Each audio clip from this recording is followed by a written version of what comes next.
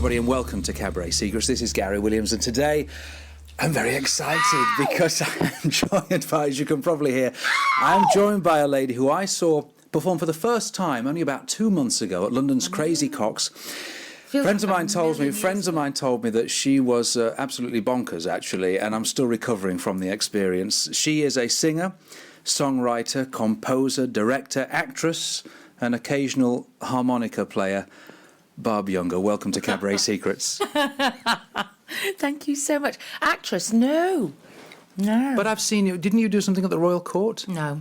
What did you? You did something there, didn't I read that? Or for the BBC? No. So is Wikipedia lying to me? No, there's no acting in there.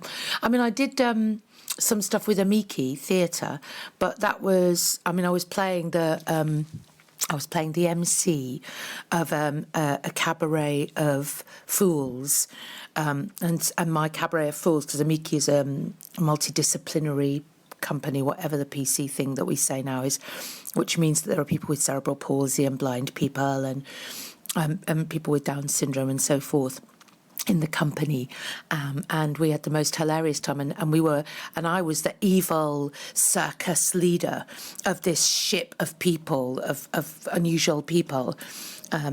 So are you telling me that wasn't acting? Yeah. I'll leave that. We'll better leave that one there. Yeah, you know, but I mean, you sound like somebody that doesn't like to be pigeonholed. That's fair enough, I suppose. Yeah. I mean, I don't know. I say singer and writer. If somebody, wants me to kind of really nail my flag to the post, I say singer and writer, because I do write, and I have written for a long time, and I sing. A few people said this to me, actually. They said, "Oh, she's crackers. You're going to have a great time." Who said that? Well, I can't tell you who said it. I want to know who said that. I want to know who said that. I really do. Is this something that you think is? Do you take it as a compliment or not? We will find out who said that by the end of this. Don't you worry. Well, I knew what they meant, because you are very free spirited on the stage. You come up with some great anecdotes. You seem that there's clearly a lot of craft there, and it's controlled. You know what you're doing, but you don't seem hampered by a script. You don't seem to be hemmed in by giving people quite what they might expect. You seem to take pleasure in surprising the audience. No, I can't bear scripts. They're horrible. I saw years ago Mary Claire Harron, who was fantastic, with Richard Rodney Bennett, Sir Richard Rodney Bennett, now sadly deceased, and of course a great accompanist of my beloved friend Claire Martin, and my brilliant beloved friend Claire Martin. But Mary who tap dances as well. She does, yeah. Don't start. Mary Claire Harron came on stage, and she was a beautiful singer, and she was, her work was fantastic, and I'm not a big fan of that kind of just straightforward songbook stuff. It's not my favourite thing, I like stuff that's got a bit of edge to it, but that's just me. But having said that, if I'm going to watch that stuff, she was superb. But she came out and she did this, and it wasn't really kind of like, it wasn't as bad as is anybody here from Cincinnati, but it was in that ballpark. And this song was written by, and he was in his, and diddle-a-diddle-a-da. And I thought, I'm going to go to sleep. Stop it. I can't bear it. But I grew up, I came up through alternative cabaret. That was what I always call my real university. That was my real learning. And so I worked with Alexi Sale, and I did 2 tours supporting Alexi, and I worked with Arnold Brown, and I worked with Julian Clary, as you know, for years and years. And if you work with people like that, you learn stuff, you really learn. And one night when I was doing Younger and Parker somewhere, Ivor Dembina said to me, and it was the greatest gift he ever gave me, and I love that man forever for saying this, and he said, "Barb, just say what comes in your head. Don't censor yourself. Just be yourself, be who you are, and let it come out." And he was absolutely right. And that's a little line. It makes it interesting for me, because I go on stage and it's a bad day, and I've had a bad day, and I tell the audience I've had a bad day. This happened, and then a man did this on the tube, and then this happened, and then this happened. Now I try, obviously I'm from the north, so I make that funny because I'm from the north. I'm from poor, depressed people. So, I make it funny, because otherwise we'd all want to just lie in a patch of earth and give up. But to me, that's what keeps it alive. That's what keeps it, floating and abreast and bouncing and on the trampoline of performance, and not just dead as a fucking doornail. But when I do my shows, I the way it works for me, and I don't think you've seen me work, but I will put a show together and I will script Watching you it. work now, baby. Watching you work now. I'll script it. I write my own script. I think what I want to say, and I will type up a script, and then I'll work on it. I'll develop it. I'll practice it, and it'll change, and it'll sort of morph into something that sounds very, very natural and sounds very spontaneous. And then I learn that thing. I memorize it so well that it is completely second nature to me, so that then I can, if you like, riff around that script. I can busk around it. So, because I found that if I don't do that, I remember years ago very distinctly, I always used to do that a bit. This is 20 years ago when I first started, and I thought, you know what, I know what I'm doing, I don't need to. And I went out, and I thought, I'm just going to say what comes into my head. Oh, it was awful. I was just, because it just, rubbish came out, Yeah, but I don't mean don't have. I have bullet points. Right, that's what I'm asking. So I have this script, and I'm happy to. I can go off book because Riffing. I know where I'm going. I agree, but there's a difference between having something that you skate from. I mean, that's technique to me. That's your technique. You've done your technique. You've done your homework, and you've done your technique. But you're not restricted by it. It doesn't sound like you're in a straitjacket. Because you need to respond, right? Yeah, you need to got to respond be to able what's to going on in the respond. room. Somebody says something, looks at you, something drops something. Yeah, You've got to exactly. respond, or like you say, the mood that you're in is Exactly. going to change. But I need to know very clearly where I'm going. The bit, the link, and often the pianist or the band, the MD, is waiting for a particular line to cue them to start playing a vamp or play the intro to a tune. So it's important for anybody listening to this that's starting to put their own show together that from nothing and they've got no experience of cabaret. It's the wrong thing to say, oh, just go on and say whatever you feel, because that could be a disaster, couldn't it? Well, it could be. It might be brilliant. It could be. It could be, but it's probably unlikely that it's going to be brilliant. It could be. I don't know. Do Come you know, on. It's tricky stuff, isn't it? Because I, I'm not sure.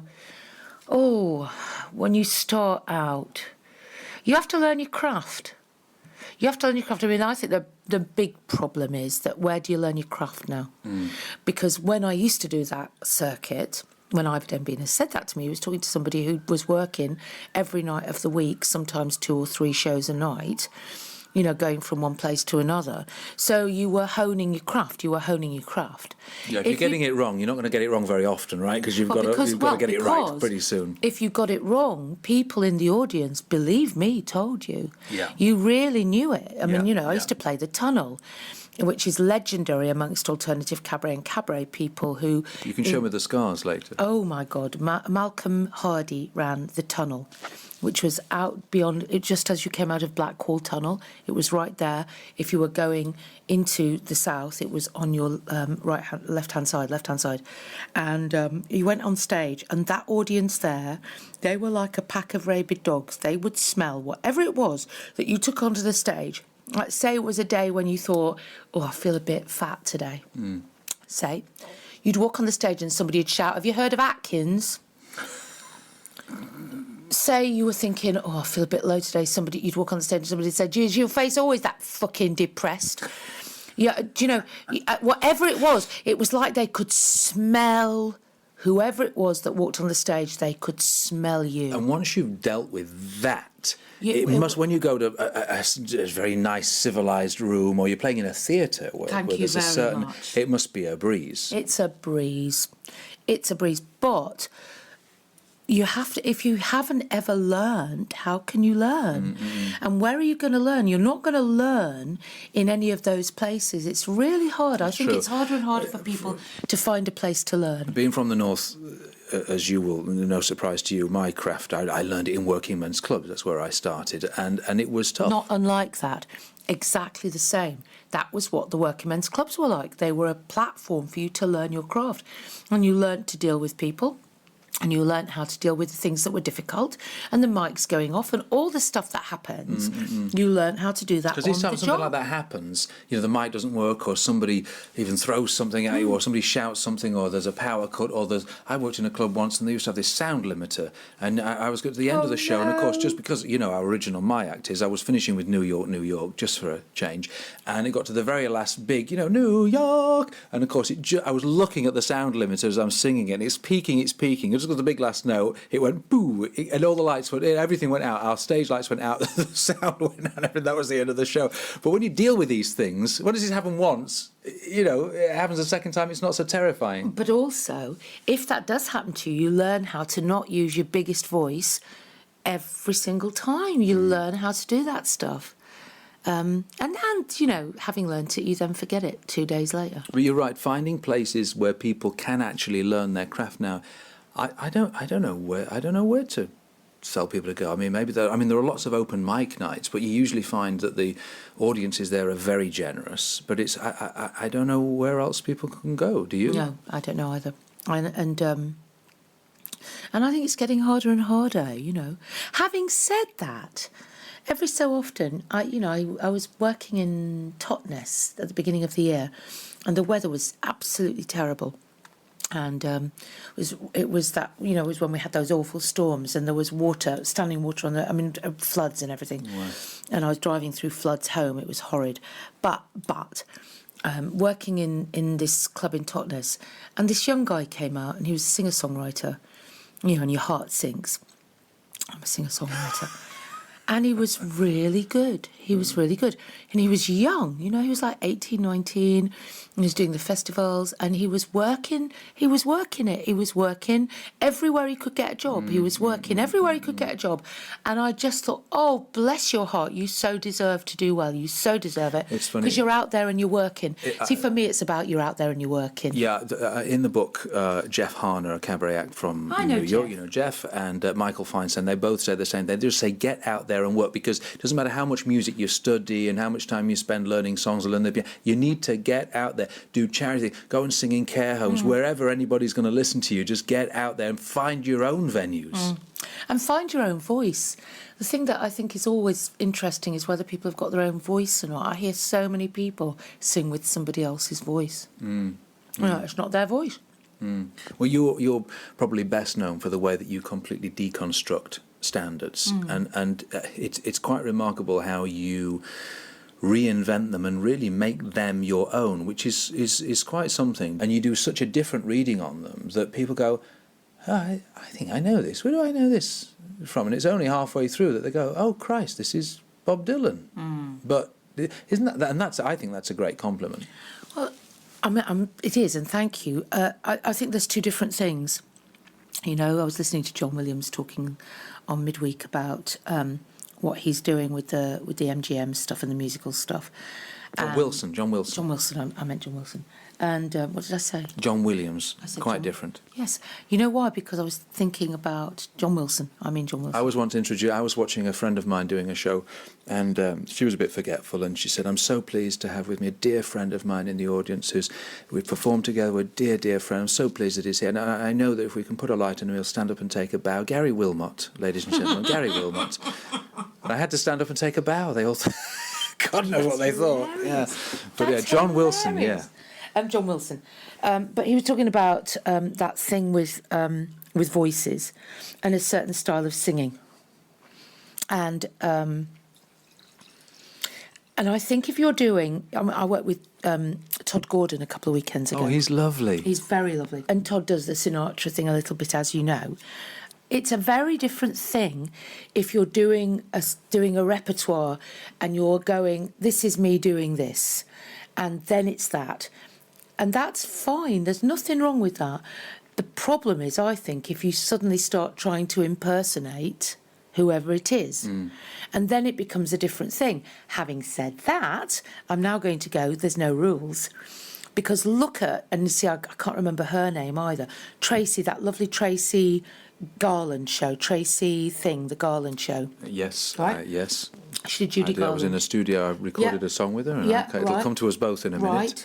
We've had a couple of glasses of wine. Yeah. We should do full disclosure. But the point is that she was fantastic, and she was doing in part an impersonation, but it was fantastic, and I really. But that's a different thing, isn't it? She was that was that role was to do an impersonation. No, it was. She's But not what trying I'm to be saying herself. What I'm saying is that if you take as poles that as one extreme of the pole, and if you take at the other extreme of the pole, you know, your Diamanda Gallas, there's a whole range in between there.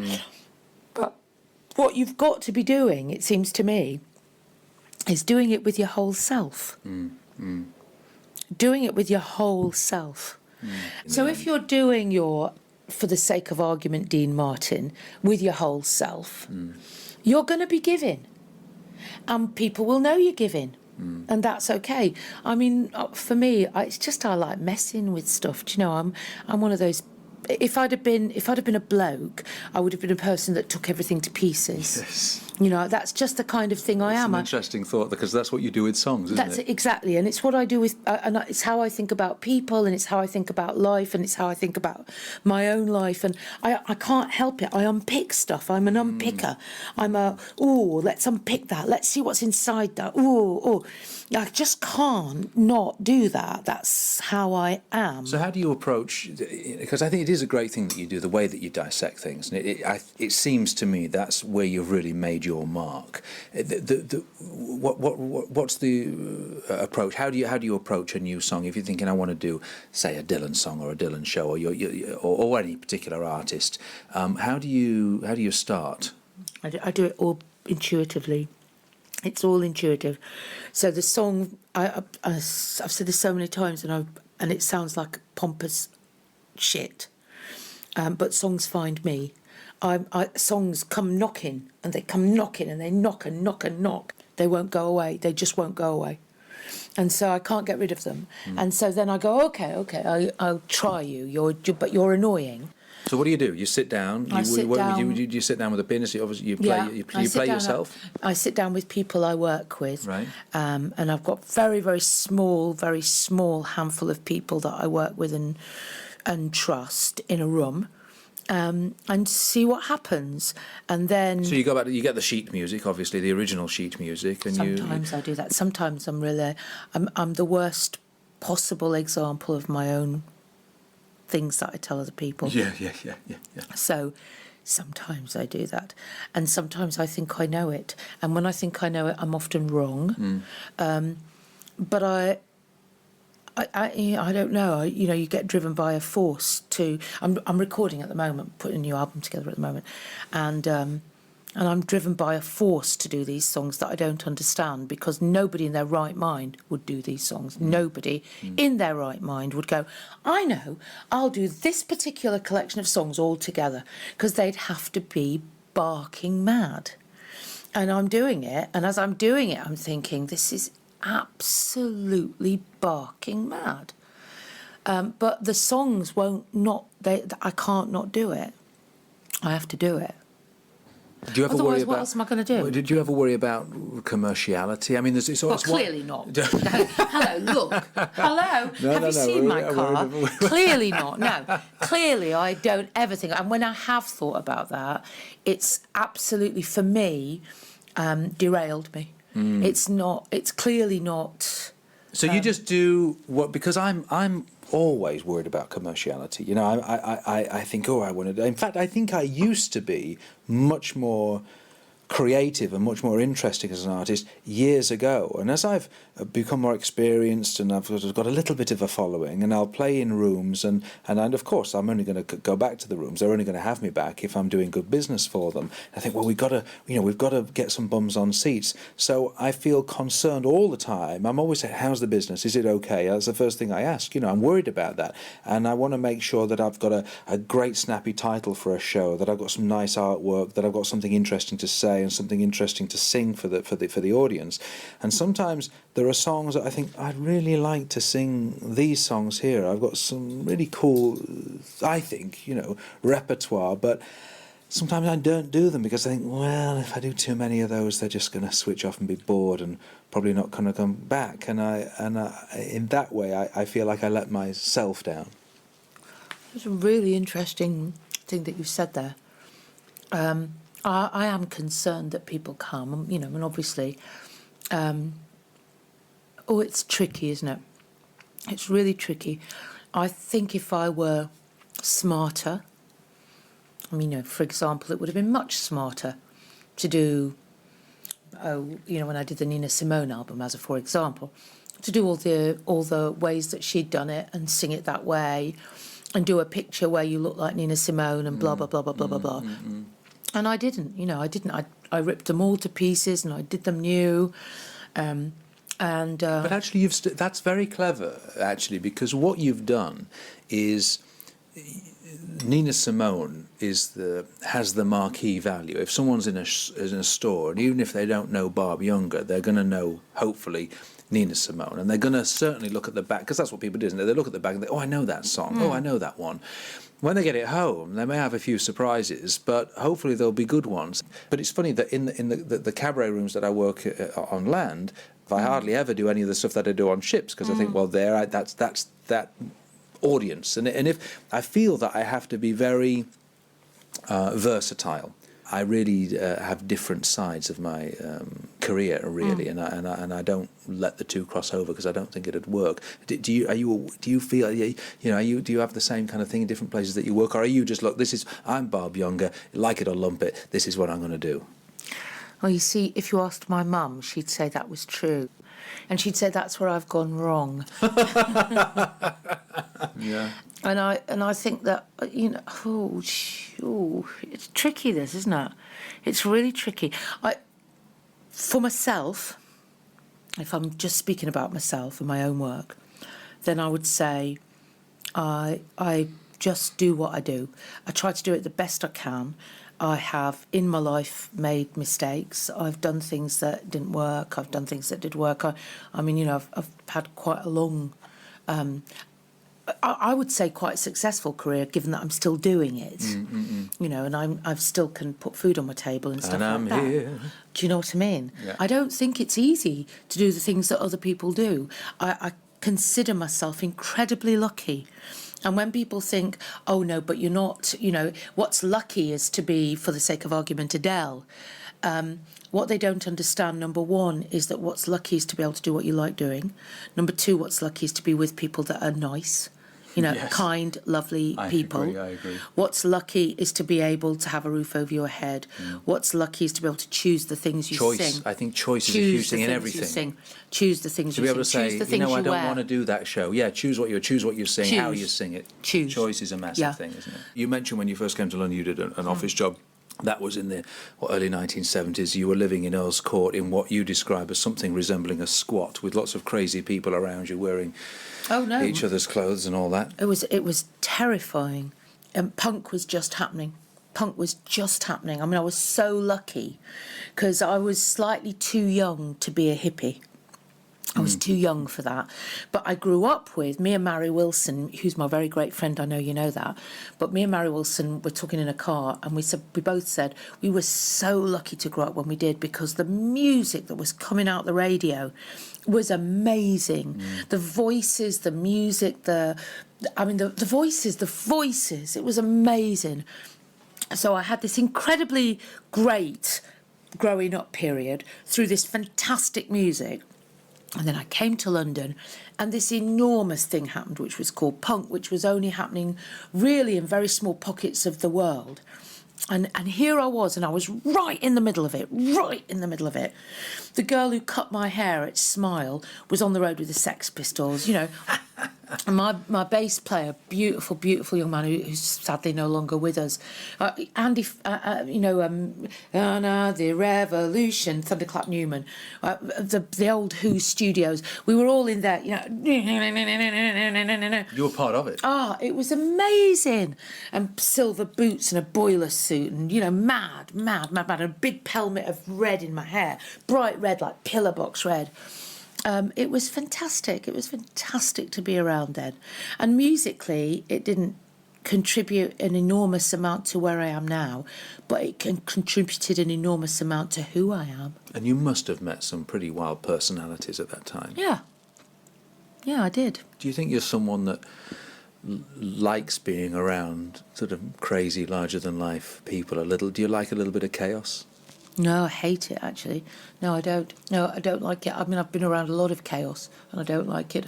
I like quiet, lovely life. I like my chaos to be on stage. I like my chaos to be in the music. I like my chaos and my edge to be in the performance. Now, I didn't know that then. I'm 60 next year, and I want different things from my life, my life now, than perhaps I would have wanted when I was, well, certainly than I wanted 20 and 30 and 40.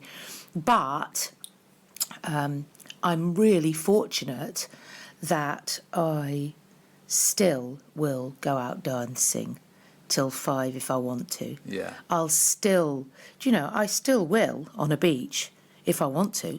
I still will. Those things don't stop. Because it seems to be part of who you are, because you can see that on stage, and you have an energy on stage. When I saw you, you were a performer who I don't stop looking at you in case I miss something, and you have a sizzling energy from the stage, and it's because it's exciting to watch you, and that's quite something, because for singing songs, often quite slow songs in a small room, when people have had one or two drinks, it can be hard. When you haven't got a fantastic lighting rig, you haven't got a troupe of dancers, you haven't got video walls, and if you see what's on the X Factor and pyros going off, to distract everybody, it's just you and a piano in a tiny room. And so we, all of us, have to try and be as engaging as possible from the stage. And I think you manage that. It's because of who you are as a person. It's it's the sort of essence of who you are, and I don't think you're putting on an act. Do you feel that you're a very different person? No. Off stage and on stage? Do you feel? Because I always think that I'm the same. I'm just a bit more amplified on stage. I'm sort of showing off. It's me just showing off when I'm on stage, but it's still me. Yeah, I don't know. If I think about the people I like watching, I like watching people who are dangerous. I like danger, and see. If I watch you're dangerous. You've got danger in your eyes. No, I've never heard that before. I've been called many things. No, you have. You have. You've got a little bit of danger going, and a bit of danger is a really important thing, I think, because actually, what you don't want is, when Dame Helen Mirren come off the stage and went in the street and told the drummers to shut up. Yeah. You need that. If you haven't got that, then it doesn't matter what you do. Christopher Eccleston, I was very lucky. I did this Millennium Film thing. There's a couple of bits on YouTube, and Christopher Eccleston was one of the people in that. And you just wouldn't mess with him. You wouldn't mess with him.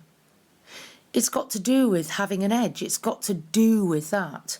And that's my problem with a lot of things, is that there's no edge to them. There's no edge to them. There's nothing there to make it remotely exciting. I think you've got to feel that the person on stage is slightly uncaged. Otherwise, what's the point? Well, I have this theory that often the people that I most enjoy watching perform live are the people that will probably drive me mad if I shared a flat with them. A nice, pleasant, easygoing person that's going to be very tidy and very neat and very quiet. Them on stage. Right, Jesus exactly. God. You know what I'm talking. You want someone that's got this edge, this crazy energy, this unpredictability. I wouldn't want to particularly live with that person, or go on vacation with that person. But who are you talking about? I'll tell you who I was talking about. Elaine Stritch. Oh, yeah. I love Elaine Stritch, and we became mates in New York. Oh, lucky you. She's great. I know. Lucky me. Now, is she as bonkers She's off terrifying. stage? Is she offset in real life as a friend? She's terrifying. I'm so glad to hear that. She's terrifying. And so you can love her, I mean, otherwise, why would you? I can't see the point. Do you want Marlon Brando or somebody who's really dull? What do you want? Yeah. I want that. I mean, Amy Winehouse, really interesting, I think, in this context. My God, I would have gone anywhere to hear her.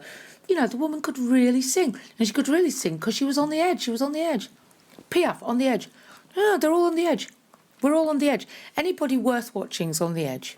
The rest, I don't care. You are, if I may say, a somewhat outspoken person. You don't mind speaking your mind. I'm quite quiet. I don't believe you. I'm quite quiet, Gary. You did. And hey, look how quiet we are tonight. And you did a show called Sex, Religion and Politics. I think you did this show in Edinburgh. Is there anything that you don't talk about from the stage? Oh, God, yeah. But it is important, it seems to me it's important to be as honest and as open and as real as possible when we're performing on stage. We always talk about there's no fourth wall, right? You just want to talk directly to the people, and the more honest you are, the more they're going to respond. To me, I'm a Bob Dylan girl, you know. And Bob Dylan, reaching nuts. Bob Dylan said, it's not a career, it's a vocation, and I think he's right. I think it's not a career, it's a vocation. So the important thing is that you open yourself so that other people can be open. Because if you're open and they're open, then you've got some chance of communicating something. I noticed when I saw you at the Crazy Cocks, constantly were making eye contact with everybody in the room. And sometimes, for the people on the front, you were making very piercing eye contact. I mean, you were really singing right into them, you know. There was no escape. It must be quite unnerving for some of the people sometimes. Is that something you're aware of doing? You do it consciously? Well, hilariously, I had a review in New York about 2 years ago that said she makes no eye contact with anybody from the stage at all. And my piano player in New York, Tracy Stark, she read it and she screamed down the phone. She read it out to me. She said, "What is this person saying? The person hasn't even been in the room." And I said, no, I was quite surprised by that because I thought I made quite a lot of eye contact, actually. I'm conscious of not embarrassing people. If people don't want to, I don't. Of course. And I did have a hilarious thing happen, which was at the 606. There was this couple. And I was doing, I can't remember what song it was. It was a song about being in love, and there's a couple in the front. They're right in the front. They're right in front of you. And I gesture to them, right, in a warm and loving way. Well, at the end, they came up and complained. And the bloke said, I felt very embarrassed. And I thought, you sat in the front row, you total tosser. Wait, Why are you in the front gesture? row? What gesture was it? It was an open, warm gesture. Oh, just of a my nice hand open, warm gesture. It could have been all heart. sorts of gestures. It wasn't that. It was, although it became that later, I have to say. So I thought, you total tosser. Why are you sat in the front row? Why are you sat right in front of me and then you don't want me to make eye contact with? Don't be such an idiot. Have you made an effort to work with directors over the years, or do you just do it all yourself?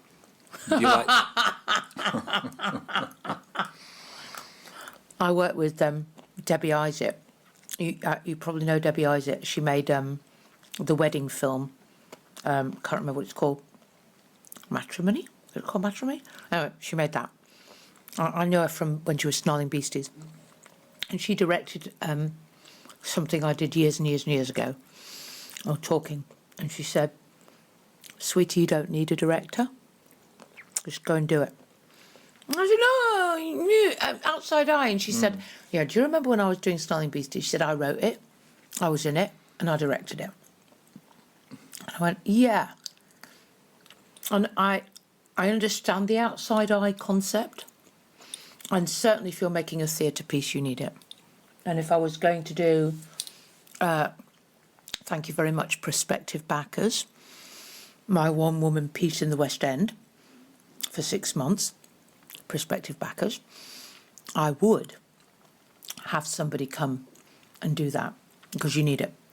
Because you can't see lights, you can't see what you look like in lights, you can't see that. But there's a thing about what directing is.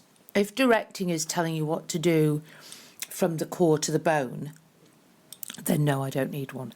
If directing is being somebody who helps you make more of what you're doing in whatever space it is, then yes, great. Seeing you at the Crazy Cocks, and these are the things, unfortunate, that I notice when I'm watching anybody perform now, is that you came on and you took the microphone and you sat down on the stool, which was in the curve of the piano for your first number.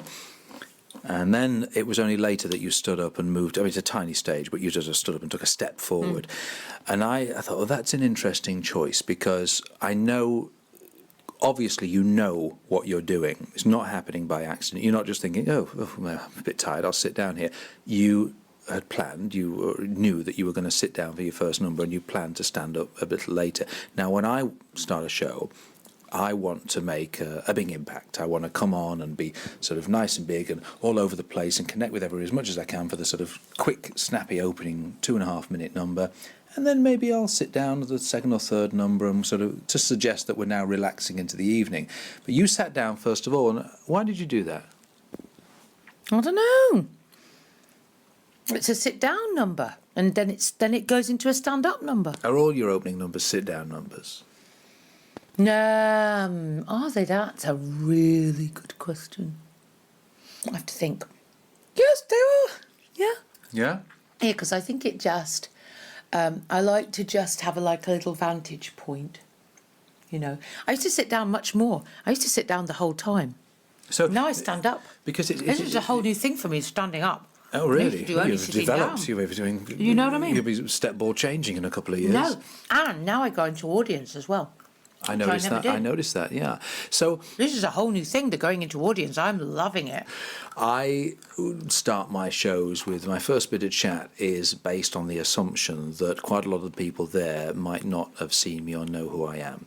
So I will sort of introduce myself a little bit, and I have this little sort of routine. I'll say a few funny things about being from the north, and get some just kind of get them warmed up and on side. When I saw you, you didn't do that. You sort of got straight to it. Now, I'd never seen you before and didn't know much about you. I knew of you, but didn't know much about you. But I kind of liked it that there was this, you sort of came on with this assumption that we were already friends and you just got straight to it. Yeah, now you're saying that, I'm thinking, oh my gosh, I never thought of that. I never thought of coming on and saying, oh, no, I don't. I kind of think if you've paid your money and you're there, 2 of you, 2,000 of you, 200 of you, 20 of you, whatever it is, you're there, and we're here, and get on with it. But that makes it sound as though I've thought about it, which clearly I haven't, because if I had, I probably wouldn't have done that. Thank you for listening to this Cabaret Secrets podcast. If you've got any comments or questions, please visit cabaretsecrets.com, where you'll also find details of the Cabaret Secrets book, an indispensable guide on how to create your own show, travel the world, and get paid to do what you love.